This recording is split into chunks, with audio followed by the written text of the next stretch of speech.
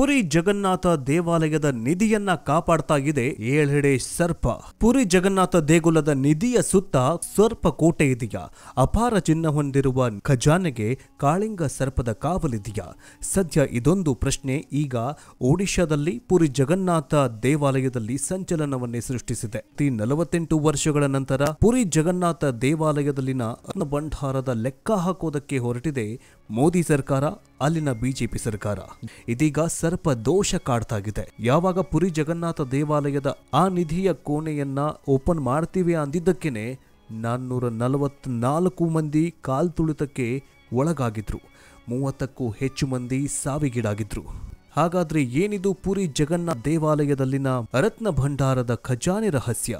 ಆ ಖಜಾನೆಯ ಕೋಣೆಯನ್ನ ಸರ್ಪಗಳು ಹೇಗೆ ಕಾವಲು ಕಾಯ್ತಾ ಇದ್ದಾವೆ ಗೊತ್ತಾ? ಒಡಿಶಾ ಸರ್ಕಾರ ಹಾವು ಹಿಡಿಯುವವರನ್ನ ಯಾಕೆ ಅಪಾಯಿಂಟ್ ಮಾಡಿಕೊಂಡಿರೋದಾದ್ರೂ ಯಾಕೆ?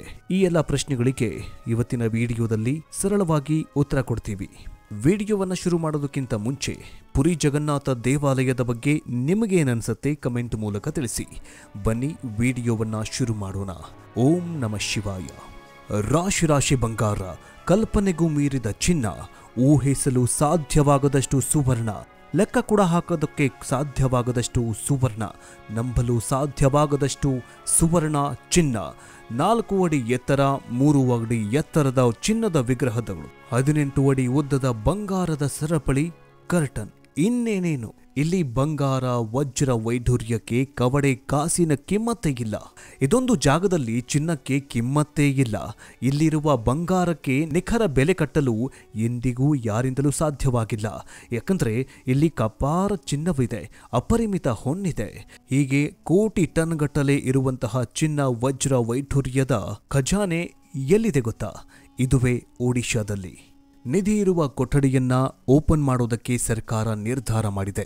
ಬರೋಬ್ಬರಿ 46 ವರ್ಷಗಳಿಂದ ಇಲ್ಲಿನ ಚಿನ್ನ ವಜ್ರ ವೈಢೂರ್ಯವನ್ನ ಯಾರೂ ಕೂಡ ನೋಡಿಲ್ಲ. ಇಲ್ಲಿ ಅದೆಷ್ಟು ಚಿನ್ನ ಇದೆಯೋ, ಅದೆಷ್ಟೋ ಮೂತುರತ್ನ ಇದೆಯೋ, ಅದೆಷ್ಟು ವಜ್ರ ವೈಢೂರ್ಯ ಇದೆಯಂತ ಅಳತೆ ಮಾಡೋದಕ್ಕೆ ಹೋಗಿಲ್ಲ. ಆದ್ರೀಗ ಬರೋಬ್ಬರಿ 46 ವರ್ಷಗಳ ಬಳಿಕ ಈ ಬಂಗಾರದ ಖಜಾನೆಯನ್ನ ತೆರೆಯೋದಕ್ಕೆ ಮುಹೂರ್ತ ನಿಗದಿಯಾಗಿದೆ. ಜುಲೈ 14 ಅಂದರೆ ಇದೇ ಭಾನುವಾರದಂದು ಈ ಖಜಾನೆಯನ್ನ ತೆರೆಯಲು ನಿರ್ಧಾರ ಮಾಡಲಾಗಿದೆ. ಬಂಗಾರದ ಮಹಾ ಖಜಾನೆಯನ್ನ ತೆರೆಯೋದಕ್ಕೆ ನಿಗದಿಯಾಗಿರುವಂತಹ ಮುಹೂರ್ತ ಜುಲೈ 14. ಬರೀ ಜುಲೈ 14 ಕಳೆದ 46 ವರ್ಷಗಳಲ್ಲಿ ನಡೆಯದ ಐತಿಹಾಸಿಕ ಘಟನೆಗೆ ಸಾಕ್ಷಿಯಾಗಲಿದೆ. ಕೋಟಿ ಕೋಟಿ ಜನರ ಬೇಡಿಕೆಯನ್ನ ಈಡೇರಿಸೋದಕ್ಕೆ ಜುಲೈ 14 ಸನ್ನದ್ಧವಾಗಿದೆ. ಕಹಾನಿ ಮೇ ಟ್ವಿಸ್ಟ್ ಎಂಬಂತೆ ಅಂದ್ರೆ ನಿಧಿ ಇರುವಂತಹ ಕೊಠಡಿಯನ್ನ ತೆರೆಯೋದಕ್ಕೆ ಹೋದಂತವರಿಗೆ ಕಾಳಿಂಗ ಸರ್ಪವೊಂದು ಕಾಣಿಸಿಕೊಂಡಿದೆ. ಈ ಕಾಳಿಂಗ ಸರ್ಪವೇ ಇದೀಗ ಆ ಖಜಾನೆಯ ದ್ವಾರದಲ್ಲಿ ಕಾಣಿಸಿಕೊಂಡಿದ್ದು ಅಲ್ಲಿನ ಜನರಿಗೆ ನಡುಕ ಹುಟ್ಟಿಸಿದೆ.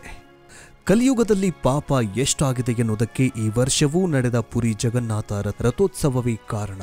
ಯಾಕಂದ್ರೆ ಕಳೆದ ಬಾರಿ ಕರೆಂಟ್ ಶಾಕ್ ಹೊಡೆದು 10ಕ್ಕೂ ಹೆಚ್ಚು ಮಂದಿ ಸುಟ್ಟು ಹೋಗಿದ್ರು. ಈ ಸರ್ತಿಯೂ ಅಷ್ಟೇ ಪುರಿ ಜಗನ್ನಾಥ ಸನ್ನಿಧಿಯಲ್ಲಿ ಕಾಲ್ತುಳಿತವಾಗಿದ್ದು 444ಕ್ಕೂ ಹೆಚ್ಚು ಮಂದಿ ಗಾಯಗೊಂಡು 3 ಮಂದಿ ಉಸಿರು ಚೆಲ್ಲಿದ್ರು. ಕಲಿಯುಗದಲ್ಲಿ ಎಲ್ಲ ಉಲ್ಟಾ ಪಲ್ಟಾ ಆಗತ್ತೆ. ಗಂಡ ದೇವಸ್ಥಾನವನ್ನೇ ಜೂಜು ಅಡ್ಡ ಮಾಡ್ಕೊಳ್ತಾರೆ. ದೇಗುಲದಲ್ಲೇ ಕಳ್ಳದಂಧೆ ನಡೆಯತ್ತೆ. ದೇಗುಲ ಆಸ್ತಿಗಾಗಿ ರಕ್ತಪಾತವಾಗತ್ತೆ. ಹೀಗೆ ದೇವರು ದೇವಸ್ಥಾನದ ಬಗ್ಗೆ ಕಾಲಜ್ಞಾನವನ್ನ ನುಡಿಯಲಾಗಿತ್ತು. ಆದರೆ ಇದೀಗ ರತ್ನ ಭಂಡಾರದಿಂದಲೇ ತುಂಬಿಕೊಂಡಿರುವ ಪುರಿ ಜಗನ್ನಾಥ ದೇವಾಲಯದಲ್ಲಿ ಈಗ ದೊಡ್ಡ ಪ್ರಮಾದವೇ ನಡೆದಿದೆ. ಪುರಿ ಸೀಕ್ರೆಟ್ ರೂಮ್ ಓಪನ್ ಮಾಡಿ ದೇವರ ಚಿನ್ನ ವಜ್ರ ಎಷ್ಟಿದೆ ಅನ್ನೋ ಲೆಕ್ಕ ಹಾಕೋದಕ್ಕೆ ಸರ್ಕಾರ ನಿರ್ಧಾರ ಮಾಡಿದೆ. ದೇವರ ದುಡ್ಡಿನಲ್ಲಿ ಅಭಿವೃದ್ಧಿ ಮಾಡೋದಕ್ಕೆ ಹೊರಟಿತಾ ಅನ್ನೋ ಅನುಮಾನ ಈಗ ಕಾಡ್ತಾಗಿದೆ. ಹಾಗಾದ್ರೆ ದೇವರ ಆಸ್ತಿ ಲೆಕ್ಕ ಹಾಕೋದು ಎಷ್ಟರ ಮಟ್ಟಿಗೆ ಸರಿ ಅನ್ಸತ್ತೆ? ದೇವಸ್ಥಾನದ ಕೆಳಗೆ ಇರುವ ಭಂಡಾರಕ್ಕೆ ಕಣ್ಣ ಹಾಕುವುದು ಎಷ್ಟು? ಕಮೆಂಟ್ ಮೂಲಕ ತಿಳಿಸಿ. ಕೀಲಿ ಕೈ ಕಳೆದು ಹೋಗಿದೆ. ಕೋಣೆಯ ಕೀಲಿ ಕೈ ಕಳೆದು ಹೋಗಿದೆ. ಯಾವುದೇ ಸಾಧಾರಣೆಯ ಕೀಲಿ ಕೈ ಕಳೆದು ಹೋಗಿರಲಿಲ್ಲ. ಸಾಕ್ಷಾತ್ ಮಹಾವಿಷ್ಣುವಿನ ಕೋಟೆಯ ಸಂಪತ್ತಿನ ಖಜಾನೆಯ ಕೋಣೆಯ ಕೀಲಿ ಕೈ ಕಳೆದು ಹೋಗಿತ್ತು. ಆಭರಣದ ವ್ಯಾಪಾರಿಗಳಿಂದ ಅಂದಾಜು ಮಾಡೋಕ್ಕಾಗದಷ್ಟು ಸಂಪತ್ತನ್ನ ಹೊಂದಿರುವ ಖಜಾನೆಯ ಕೋಣೆಯ ಕೀಲಿಕೈ ಕಳೆದು ಹೋಗಿತ್ತು. ಇದೇ ಕೀಲಿಕೈ ನಾಪತ್ತೆಯಾಗಿದ್ದರ ಬಗ್ಗೆ ಪ್ರಧಾನಿ ಮೋದಿ ಒಡಿಶಾ ಸರ್ಕಾರದ ವಿರುದ್ಧ ವಾಗ್ದಾಳಿ ನಡೆಸಿದ್ರು. ಸೀಕ್ರೆಟ್ ರೂಮ್ ಕೀಲಿಕೈ ತಮಿಳುನಾಡಿಗೆ ಹೋಗಿದೆಯಂತೆ. ಸೀಕ್ರೆಟ್ ರೂಮ್ ಕೀಲಿಕೈ ತಮಿಳುನಾಡಿಗೆ ಹೋಗಿದೆ ಎನ್ನುವಂತಹ ಹೇಳಿಕೆಯನ್ನ ಕೊಟ್ಟಿದ್ರು. ಇದೀಗ ಪುರಿ ಜಗನ್ನಾಥ ಅಂದ್ರೆ ಒಡಿಶಾದಲ್ಲಿ ಈಗ ಬಿಜೆಪಿ ಸರ್ಕಾರ ಬಂದಿದೆ. ಆ ಒಂದು ಸೀಕ್ರೆಟ್ ರೂಮ್ ಅನ್ನ ಓಪನ್ ಮಾಡೋದಕ್ಕೆ ಮೋದಿ ಸರ್ಕಾರ ಮುಂದಾಗಿದೆ. ಆದ್ರೆ ಯಾವಾಗ ಈ ಖಜಾನೆಯ ಈ ನಿಧಿ ಇರುವಂತಹ ಕೋಣೆಯನ್ನ ಓಪನ್ ಮಾಡೋದಕ್ಕೆ ಮುಹೂರ್ತ ಇಟ್ಟಿತು, ಅದೇ ದಿನ ಪುರಿ ಜಗನ್ನಾಥದಲ್ಲಿನ ಮೂರ್ತಿಯು ಕೂಡ ಕೆಳತು. ಇದು ಮುಂದಿನ ವಿನಾಶದ ಮುನ್ಸೂಚನೆ ಕೊಟ್ಟಿತ ಅನ್ನುವಂತಹ ಅನುಮಾನಗಳು ಕೂಡ ಕಾಡೋದಕ್ಕೆ ಶುರುವಾಗಿದೆ. ಪುರಿ ಜಗನ್ನಾಥ ದೇವಾಲಯದಲ್ಲಿ ಇರುವ ರತ್ನ ಭಂಡಾರದಲ್ಲಿ ಭಾರೀ ಪ್ರಮಾಣದಲ್ಲಿ ಚಿನ್ನ, ಬೆಳ್ಳಿ ಹಾಗೂ ವಜ್ರಾಭರಣಗಳ ಸಂಗ್ರಹ ಆಗಿದೆ. 1985ರಲ್ಲಿ ಕೊನೆಯ ಬಾರಿಗೆ ಈ ರತ್ನ ಭಂಡಾರದ ಬಾಗಿಲು ತೆರೆಯಲಾಗಿತ್ತು. 2018ರಲ್ಲಿ ತೆರೆಯುವ ಪ್ರಯತ್ನ ನಡೆಸಿದಾಗ ಕೀಲಿ ಕೈ ನಾಪತ್ತೆಯಾಗಿದೆ ಅಂತ ತಿಳಿದು ಬಂದಿತ್ತು. ಆದರೆ ಇದೀಗ ಜುಲೈ 14 ಭಾನುವಾರ ರತ್ನ ಭಂಡಾರದ ಬಾಗಿಲು ತೆರೆಯುವುದಕ್ಕೆ ಮುಹೂರ್ತ ನಿಗದಿಯಾಗಿದೆ. ಒಡಿಶಾ ರಾಜ್ಯದ ಪುರಿಯಲ್ಲಿ ಇರುವಂತಹ ಭಗವಾನ್ ಜಗನ್ನಾಥ ದೇವಾಲಯ ಐತಿಹಾಸಿಕ ಮಾತ್ರವಲ್ಲ, ಹಲವಾರು ರೀತಿಯ ಆಧ್ಯಾತ್ಮಿಕ ರಹಸ್ಯಗಳಿಂದಲೂ ಕೂಡ ಗಮನ ಸೆಳೆತಾ ಇರುವ ಪುಣ್ಯಕ್ಷೇತ್ರ. ಈ ಕ್ಷೇತ್ರದಲ್ಲಿ ಇರುವ ರತ್ನ ಭಂಡಾರದಲ್ಲಿ ಅಮೂಲ್ಯ ಲೋಹಗಳು, ಅತಿ ಪುರಾತನ ಆಭರಣಗಳು ಸೇರಿದಂತೆ ಕೋಟ್ಯಾಂತರ ರೂಪಾಯಿ ಬೆಲೆ ಬಾಳುವ ಚಿನ್ನ, ಬೆಳ್ಳಿ, ವಜ್ರ ವೈಢೂರ್ಯಗಳು ಇವೆ ಅಂತ ಹೇಳಲಾಗಿದೆ.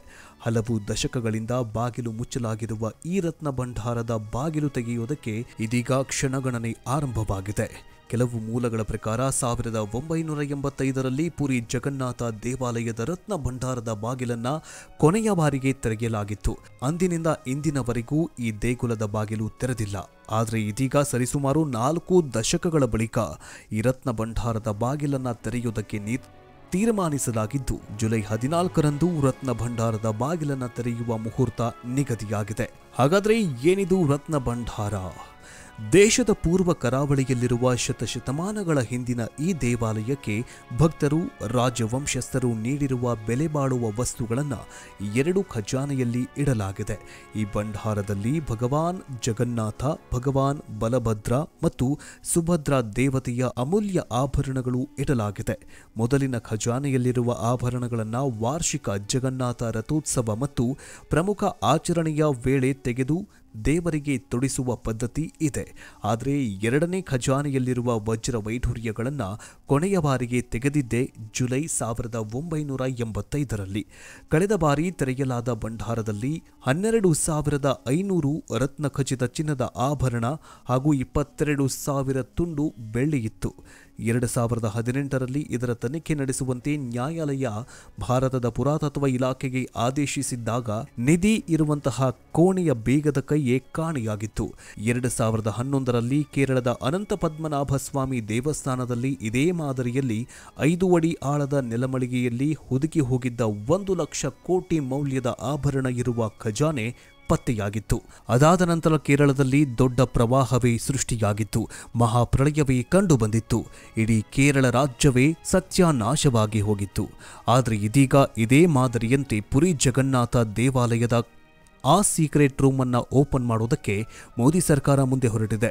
ಇದೀಗಾಗಲೇ ಓಪನ್ ಮಾಡುವಂತಹ ದಿನಾಂಕವನ್ನ ನಿಗದಿ ಮಾಡಿದ ದಿನದಿಂದಲೇ ಪುರಿ ಜಗನ್ನಾಥದಲ್ಲಿ ರಕ್ತಪಾತ ನಡೀತಾಗಿದೆ. ಭಾರಿ ಪ್ರಮಾಣದಲ್ಲಿ ಮಳೆ ಸುರಿತಾಗಿದೆ. ಜನ ಕಾಲ್ತುಳಿತಕ್ಕೆ ಸಾಯ್ತಾಗಿದ್ದಾರೆ. ಇದು ಆ ಖಜಾನೆಯ ಬಾಗಿಲನ್ನ ಓಪನ್ ಮಾಡಿಲ್ಲ, ಆಗಲೇ ವಿನಾಶದ ಮುನ್ಸೂಚನೆಯನ್ನ ಕೊಡ್ತಾಗಿದೆ ಪುರಿ ಜಗನ್ನಾಥ ದೇವಾಲಯ. ಇನ್ನು ಓಪನ್ ಮಾಡಿದ್ದೆಯಾದಲ್ಲಿ ಅದೇನು ಕಂಟಕ ಕಾದಿದೆಯೋ ಗೊತ್ತಿಲ್ಲ. ಆದರೆ ಫ್ರೆಂಡ್ಸ್, ಈ ಒಂದು ಪುರಿ ಜಗನ್ನಾಥ ದೇವಾಲಯದ ರತ್ನ ಭಂಡಾರವನ್ನು ತೆಗೆಯೋದಕ್ಕೆ ಹೊರಟಂತಹ ಸರ್ಕಾರಕ್ಕೆ ಇದೀಗಾಗಲೇ ಕಾಳಿಂಗ ಸರ್ಪವೊಂದು ಕಂಡು ಬಂದಿದೆ. ಯಾವಾಗ ರತ್ನ ಭಂಡಾರದ ಕೋಣೆಯನ್ನು ಓಪನ್ ಮಾಡೋದಕ್ಕೆ ಹೊರಟೋ ಅಲ್ಲಿ 7 ಹೆಡೆಯ ಕಾಳಿಂಗ ಸರ್ಪ ಆ ಒಂದು ಭಂಡಾರವನ್ನ ಕಾಯುತ್ತಿದೆ ಅನ್ನುವಂತಹ ಸುದ್ದಿ ಹರಿದಾಡ್ತಾ ಇದೆ. ಇದೀಗಾಗಲೇ ಭಾನುವಾರ ಅಂದ್ರೆ ಇನ್ನೇನು ಕೆಲವೇ ದಿನಗಳಲ್ಲಿ ಆ ಭಂಡಾರವನ್ನ ಓಪನ್ ಮಾಡೋದಕ್ಕೆ ಸರ್ಕಾರ ರೆಡಿಯಾಗಿದ್ದು, ಒಂದು ಕಡೆ ಡಾಕ್ಟರ್ಗಳನ್ನು ಕೂಡ ನೇಮಿಸಿಕೊಂಡಿದೆ. ಇದರ ಜೊತೆಗೆ ಹಾವಾಡಿಗ ಅಂದ್ರೆ ಹಾವು ಹಿಡಿಯುವವರನ್ನು ಕೂಡ ನೇಮಕ ಮಾಡಿಕೊಂಡಿದೆ. ಇದರಿಂದಲೇ ಗೊತ್ತಾಗುತ್ತೆ ಪುರಿ ಜಗನ್ನಾಥ ದೇವಾಲಯದಲ್ಲಿ ಕಾಳಿಂಗ ಸರ್ಪ ಆ ಒಂದು ಭಂಡಾರವನ್ನ ಕಾಯ್ತಾ ಇದೆ ಅನ್ನೋದು ಸರ್ಕಾರಕ್ಕೂ ಗೊತ್ತು. ಆದರೂ ಕೂಡ ಆ ಒಂದು ದೈವ ಲೀಲೆಯನ್ನ ಧಿಕ್ಕರಿಸಿ ಸರ್ಕಾರ ಈ ಒಂದು ನಿರ್ಧಾರಕ್ಕೆ ಬಂದಿದೆ.